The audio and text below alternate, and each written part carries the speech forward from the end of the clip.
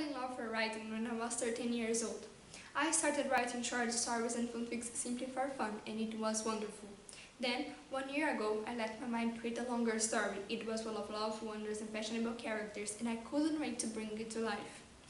It took months of putting in hundreds of advices from my friends until I started writing. At the beginning, everything was perfect, but as the time passed, I started feeling that my words were sounding repetitive and all my work was average. For months, I refused to think about this story, always finding out an excuse to not write a single word. I didn't know at the time, but I was sabotaging myself.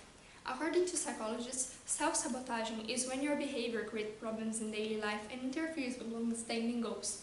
Among the most common self-sabotaging behaviors are procrastination, forms of self-injury, comfort eating, and self-medication with drugs and alcohol. Exactly like it says in the 1999 song by Lit, My Own Worst Enemy, self-sabotaging is when you destroy your opportunities in love, at work, or inside yourself. There are several possible causes for this psychological behavior, such as 1. Worth. You feel like you don't deserve to be successful. Ironically, you work hard to make up for a sense of inadequacy. But why? Because of cognitive dissonance. People like to be consistent. It means that generally our actions line up with our beliefs and values, but when they don't, we get uncomfortable and try to line them up again. That's why if we start to accumulate some achievements, but thinking we are worthless, we pull the plug to remove the dissonance. It feels best to fail, but not as bad as it does to succeed. 2. Control.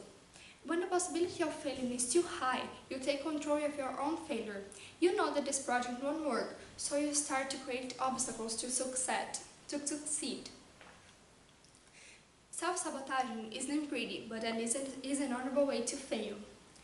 3. Perceived fraudulence. You think if you call too much attention to yourself by being successful, it will be more likely that you will be called out as a fraud. It manifests when you do as little as possible and hope no one notices, or when you work hard and go big but worry you will be revealed at any moment.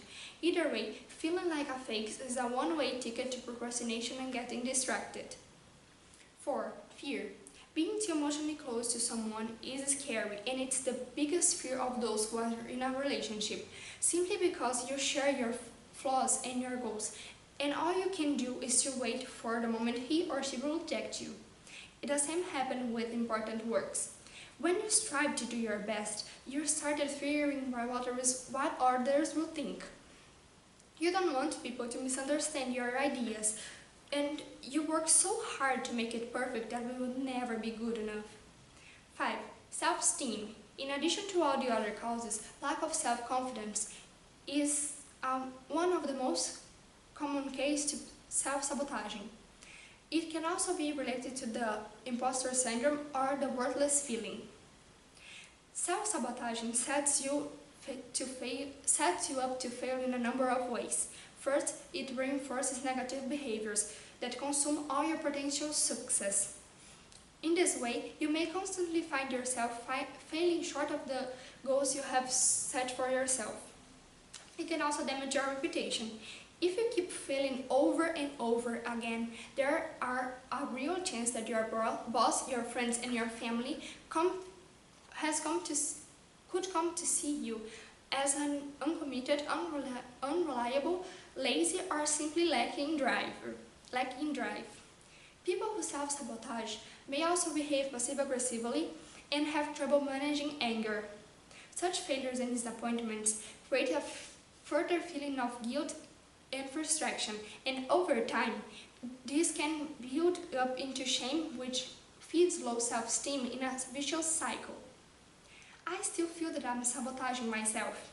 I know that I avoid writing by wasting time in Pinterest and Instagram, but now that I know for sure that this is only holding up the stories inside my head, I must do something.